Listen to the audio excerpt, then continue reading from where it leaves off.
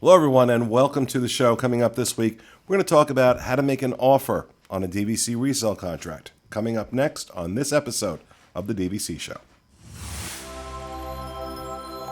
The DVC Show is brought to you by DVCstore.com. You'll save thousands of dollars on your next DVC contract when you let the experts at the DVC Store help welcome you home. Visit them on the web at www.dvcstore.com or call 1-800-550-6493. Hello, everyone, and welcome to the show. Coming to you from the Bob Varley Studio in Orlando, Florida. I'm your host, Pete Werner, joined at the table this week by my good friend, Sean Falk. Hi. From the DVC Store, Jamie Carr. Hey. Also from the DVC Store, Mr. Jerry Saito. Hey now. Joining us via Skype, Mr. Pete Scheidley. And the cat. And the cat. Hello. And back in the production nook, our associate producer, Corey Fiascanaro. Welcome home. Okay. So we wanted to do a show. I'm going to skip with housekeeping this week. Just going to get right into it.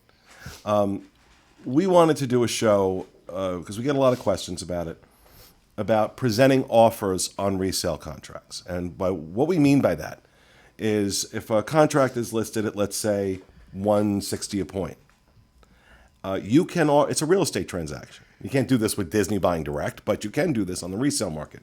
You can make an offer saying, hey, listen, I'll offer you $150 or $155 and negotiate with the seller.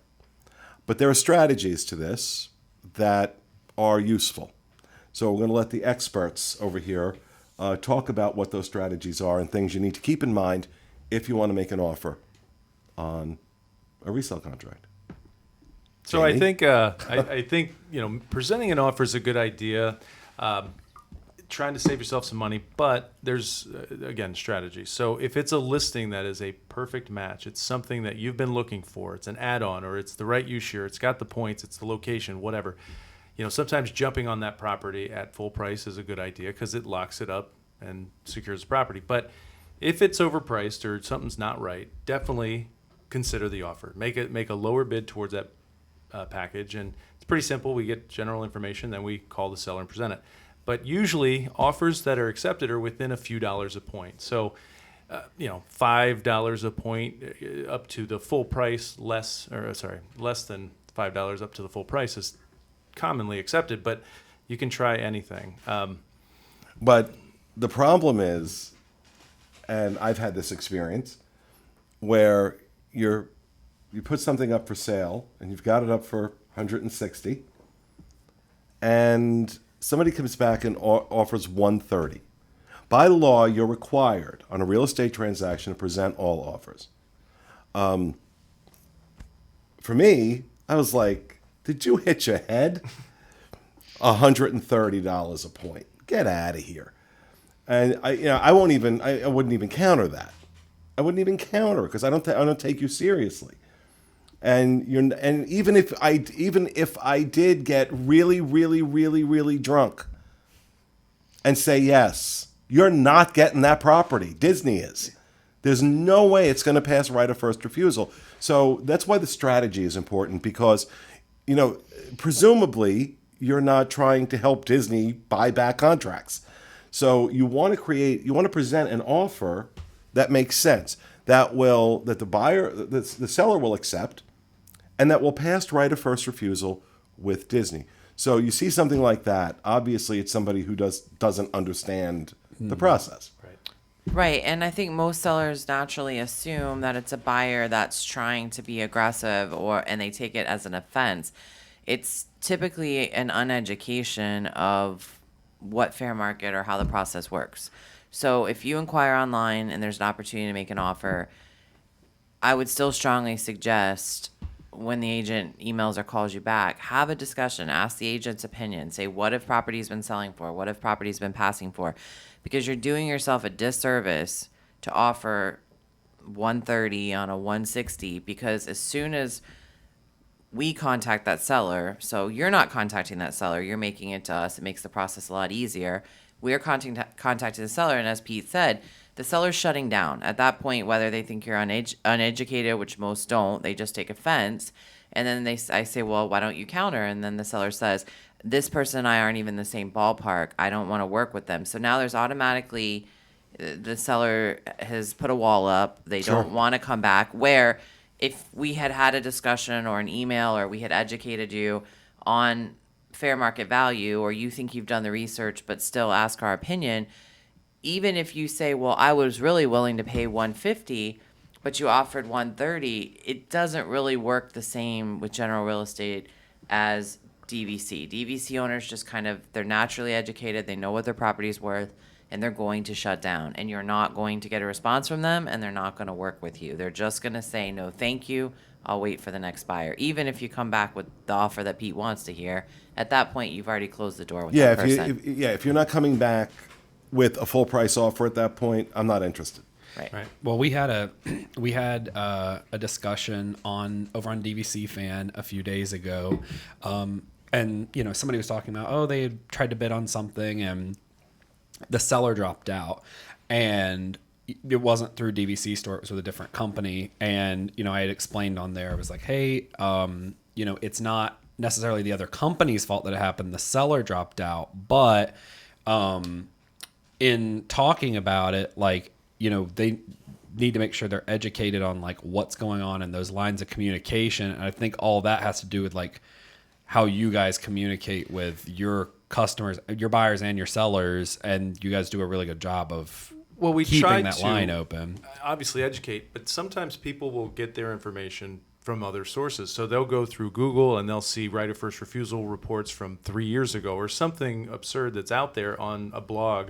And they're like, well, this person got it for, that price, so I want it for that price. And that information could be very old. It might not be relevant. So, you can't always trust what's out there. It's kind of like if you get sick or you have a bump or something, you go on Google, you're like, what is that? And all of a sudden you're dying. Google might provide the wrong information. So Or it might provide the right information, but in the wrong context. Right. There you go. So, that was an accurate RFR report from 3 years ago. It's just not in context now because the market's changed. Well, even weeks back, I got an email from somebody specifically just saying I love the DVC show that you guys do. I really would like to do business there, and but I found this contract on this other website for this number, and I mean it was $20 a point less than what it should be, and I just explained back. I was like, you wouldn't even get that anyway. You're never gonna get your hands on that. There are brokers. There are brokers who don't care if you get the property. Who sell the buyback. Right. They want the buyback because they'll get a second sale. They'll get their commission regardless. Right. And then that buyer's going to come back and buy something else, and that might get road They have to go again. And I won't mention names because he'll get mad at me. But a friend of mine, this is what happened. He said, I put an offer in on a Saratoga contract. And, because he's my friend, I automatically assumed he went through DVC store. Well, he didn't. He went through somebody else.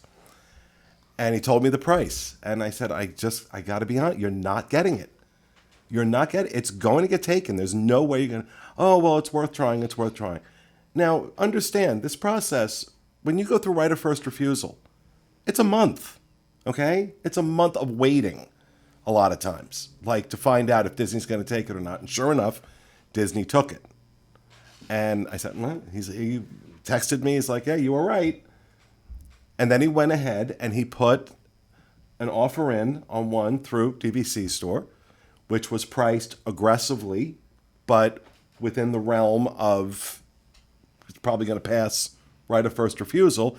And it did, and he got the contract. So it's about how badly do you want the contract and how much is your time worth to you. You can go ahead and chase your tail. Go take a look at what these are going for.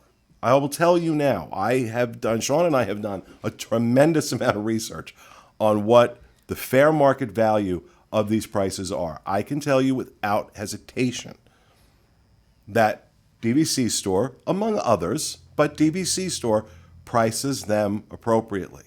They price them at a dollar amount that makes sense to the seller, that is within the reasonable range for the buyer, and is more than likely going to pass right of first refusal. Of course, there's no guarantee for that because there's no rhyme or reason to what Disney is going to take. But it really does annoy me because there are so many brokers out there. I know you guys are limited in what you can say. I am not. There are so many brokers out there that are just plain dishonest. And they will take advantage of people that may be in a rough situation or may not be fully educated and price their properties to a level they know Disney is never going to let pass. And they don't care, because if Disney buys that contract back, they still get their commission. They don't care if you don't get it or not. Well, the other part is, and it goes both ways with this, it's very important with what, especially what DVC store does. So if you're on the selling side of it and you're trying to get rid of your contract, and this other company is listing everything at, Grand Floridian for $160 a point, and you just think, okay, that's what they're selling for, that's what I'm going to get out of this thing, you could have gotten a lot more out of it as the seller. You would have made more money off of it. In turn, as the buyer, you're not wasting your time bidding $160 a point on Grand Floridian that you're not going to ever get your hands on. But beyond that, if you could get it for $160 a point, what are you doing to the value of the thing you're buying into? Like, the big point of buying DVC compared to buying Marriott or Westgate or whatever else is, like, the thing holds its value. And if all of a sudden everyone's going to start getting $20, $30, $40 below stuff, you're only hurting your own product that you're attempting to buy into. So it makes no sense. Well, and again, it doesn't get through. Never get through. And the broker who's listing those at a low price is, not doing a service to the seller. They're not telling them real value, and they're looking for a quick sale that they don't care. They're going to get bought back. So It doesn't win. And you'd be surprised how pervasive it is. Yeah. It's pervasive. Now, Pete, you've made offers. Yeah, so I just wanted to make a comment about, there's also something to remember when making an offer, is that not all contracts are created equal in terms of the level of popularity of that contract. So if there is a 75-point beach club contract out there, that contract's going to go like that. So if you're going to try to haggle on that contract, you're never going to get anywhere, because it's going to sell within a day or two. You can put your offer in $10 below what they're asking for, even though it's probably a higher price point because it is a small contract, it's going to be gone. If you got a larger point contract, again, Saratoga Springs, let's say there's a 400-point contract at Saratoga Springs, that's not going to have as high demand. You're more likely to see an offer, you may be able to offer 10 points below what its listing price is and be able to get interest in that, because the person isn't seeing as many offers from that. So that's just my opinion, but that's what I saw too. One of the contracts I bid on was a boardwalk contract with 75 points. I debated at the time about, do I offer less? It was at the time it was a little high, but now it looks great because it was $105. But Yeah, that's good. But at the time, that was actually pretty high for boardwalk contracts. Were going in the 90s, and I was like, well, should I offer less? And I said, well, you know what? I mean, even if I offer like 102, it's only a couple $100, and then it's more likely to be taken by somebody else. So I just offered the 105. Whereas last year, when I was looking at Animal Kingdom contracts, larger contracts, I wasn't going to pay the price. I was going to try to find something that I was getting, at the low end. I wasn't trying to undercut, but I was, if someone had it at 115, I was going to offer 110. So you really got to look at what's available out there. Are the contracts going to go fast, or is it something that might be around for a while? And I think that's a decision to make too. Pete, when did you buy your boardwalk? How long ago? 2017. 2017. So you think about, in the last 3 years, how much, because what is boardwalk going for now? I'd say that would probably sell 140s, 150s. Yeah, for probably. that Okay. size contract. So people ask all the time about the 2042 thing. You going to switch to me? You going to stay on Jerry? Okay, there we go. People ask about the 2042 thing all the time. Here it is, 3 years later. 3 years later. And that, which is closer to 2042 than when he bought it. And look where the price is now.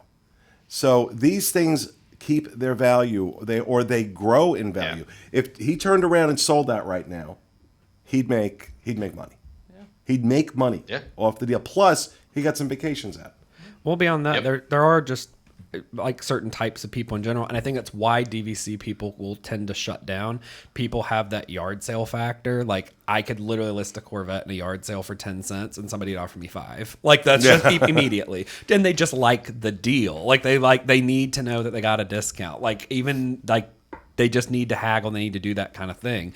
But also with putting in a bid on something, a lot of people get spooked off sometimes by like, oh, there's no points on this until like February of 2021. So like, but this contract, it has points in August or has points coming on in March or something.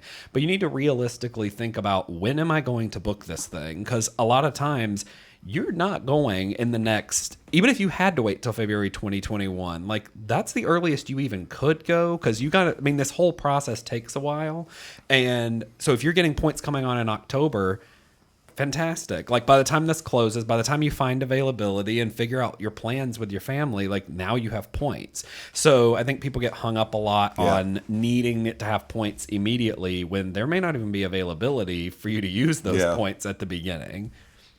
So, And if you're a haggler, to Sean's point, we'll take your offer and we'll haggle for you. That's our job. That's what we do every day. But on the other side of that, if you're making an offer that is more aggressive than the current market by a significant amount, don't be discouraged when the seller comes back and says, I'm firm, and they don't have a counter offer. Because and that's the nice way. That's the nice way of that's how Jamie's going to say it to you. Because when Jerry came to me with one of those offers, I can't keep my suitable rating on iTunes and tell you what I actually said, because this was $30 a point under the asking price, and it's like, you're an idiot. But Jerry's not going to say that to you. I am. Yeah. And to remember, Jerry and Jamie, they're working for the seller and the buyer, so they're going to take that. They're going to take that offer to the seller, but they're going to be honest with them as well. And if they don't think it's a good value, they're going to say, well, here's the offer, but I think you can do better. Well, and let's not. Right? I would imagine they're going to say that. Absolutely. Let's not lose sight of the importance of that. That the importance of working with someone whose job is to get the deal done, but to also make sure that both the buyer and the seller are well represented and it's done with integrity. And that's what I'm trying to say there is they're trying to benefit both parties in this transaction. Right. And this is a legitimate group, and they're going to do that. They're not, as you mentioned, other sellers that are just worried about getting the sale. They're looking to benefit both the seller and the buyer. And there's a reason they've been around for 25, 26 years now. And again, taking nothing away from others. I've not dealt with others. I know there are disreputable ones out there. But this was the company I always dealt with from the very beginning. And there was a reason that they were on the site, and our relationship has grown over the years, because I trust them. There's a reason I bought all of my resales through them, because I trust them. And I got to be able to get on here and tell you why I trust them. But I thought this was an important conversation to have, because there's a lot of confusion that goes on around making offers. Can you make an offer? What's a good offer to make? So I thought maybe having a more expanded discussion about it was a good idea. Of course, you can find those contracts to make those great, appropriate offers on at dvcstore.com. And that will do it for this episode of our show. We will see you again next week with another edition of the DVC Show. Have a great week, folks.